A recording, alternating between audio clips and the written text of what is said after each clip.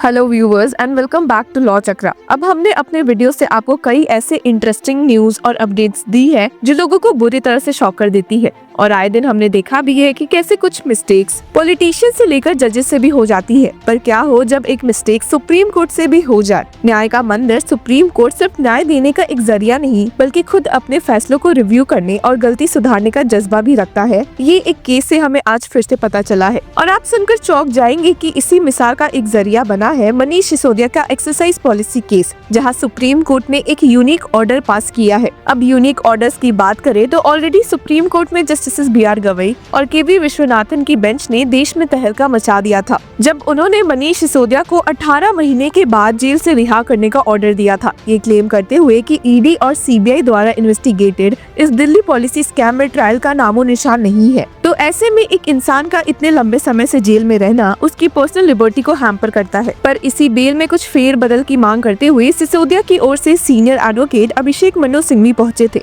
असल में supreme court bench ने बेल देने के साथ सिसोदिया पर कुछ रिस्ट्रिक्शंस लगाए थे, जिसमें से एक कंडीशन काफी यूनिक थी, इतनी कि ये किसी और accused of the same scam पर सुप्रीम कोर्ट बेंच ने लगाई ही नहीं थी। कंडीशन ये थी कि एक हफ्ते में 2 बार सिसोदिया को ED और CBI दोनों के पास अपीयर होना पड़ेगा और इसी को चैलेंज करते हुए वे वापस से सेम बेंच के सामने पहुंचे। सीनियर एडवोकेट सिंघवी ने स्टेट किया था कि ED ने अनसक्सेसफुली काफी बार उन्हें पॉलिटिकली और मेंटली दोनों बर्बाद करने की कोशिश की है और यहाँ तक कि उनके और केजरीवाल के बीच में भी दरार लाने की कोशिश की थी। लेकिन ये जो बेल कंडीशन उन पर इम्पोज की गई है वो काफी गलत है in comparison to other accused जिन पर ऐसा कोई कंडीशन नहीं डाला गया है। Senior advocate Singhvi had stated he is a respectable person, he has already appeared 60 times, there is no such condition for any other accused। लेकिन सुप्रीम कोर्ट ने इस मामले में लास्ट हियरिंग पर एक फैसला देने से मना किया था। अब ये केस जो वापस से जस्टिस BR गवई और KV विश्वनाथन के सामने आया तो सीनियर एडवोकेट सिंघवी ने सिसोदिया को डिफेंड करते हुए सारे पॉइंट्स रखे और जिसके बाद सुप्रीम कोर्ट ने एक अहम फैसला लिया है जो उनकी कस्टडी और दिल्ली एक्साइज पॉलिसी स्कैम से जुड़ी है। पहले कोर्ट ने सिसोदिया की बेल पे कुछ सख्त शर्तें लगाई थी, उन्हें हर मंडे और थर्सडे ED के समक्ष प्रेजेंट होना पड़ता था, लेकिन अब सुप्रीम कोर्ट ने इसी शर्त को हटा दिया है। जी हाँ, आपने सही सुना। ये डिसीजन जुडिशरी के बैलेंस्ड और थॉटफुल अप्रोच को दिखाता है, जहां वो एक तरफ इन्वेस्टिगेशन की इम्पोर्टेंस समझते हैं, वहीं दूसरी तरफ एक व्यक्ति के अधिकारों का ध्यान भी रखते हैं।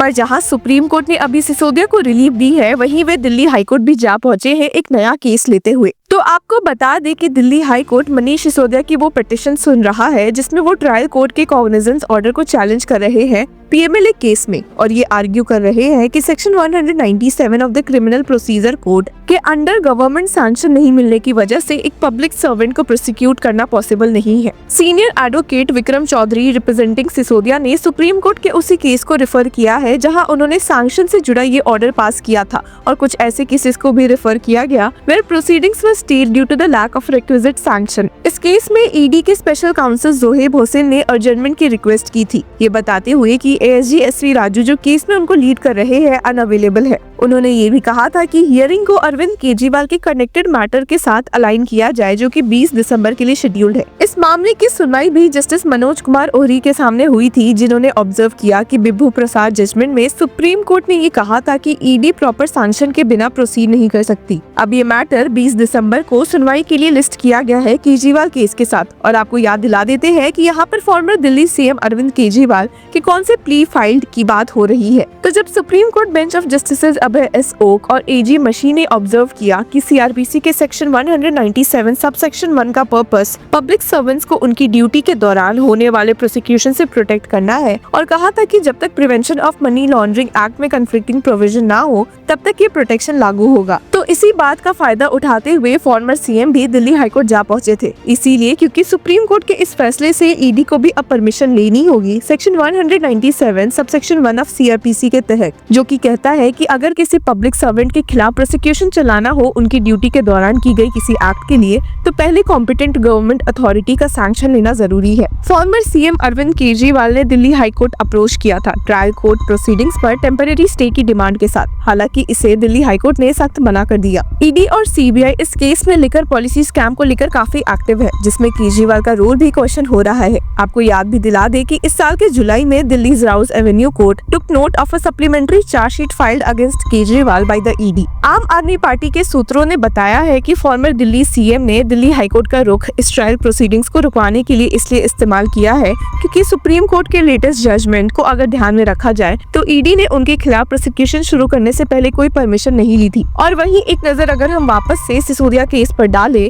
तो क्या ये फैसला जस्टिस के और करीब ले जाएगा या केस को नए ट्विस्ट एंड टर्न्स देगा? आपके क्या विचार है, हमें जरूर बताएं। तो दोस्तों, सुप्रीम कोर्ट ने फिर एक बार ये दिखाया कि गलत को सही करना सिर्फ एक ऑप्शन नहीं बल्कि एक जिम्मेदारी है। न्याय का मतलब सिर्फ कानून के पेजेस पढ़ना नहीं बल्कि इंसानी हक और संविधान के मूल आदर्शों को समर्थन करना है। सिसोदिया केस का ये फैसला हमें याद दिलाता है कि इंसाफ का सफर कभी कभी सेल्फ करेक्शन का भी हो सकता है। ये केस एक क्लासिक एग्जाम्पल है, लेकिन आपका क्या कहना है? क्या सुप्रीम कोर्ट का ये स्टेप आपको सही लगता है? कमेंट्स में अपने विचार शेयर करें और इस लीगल डिस्कशन का हिस्सा बने। आखिर में एक बात याद रखते हैं कि इंसाफ का तराजू हमेशा बैलेंस पे रहे, ये हर एक व्यक्ति का हक है। ऐसे ही और केसेस से जुड़े रहने के लिए कीप फॉलोइंग लॉ चक्रा।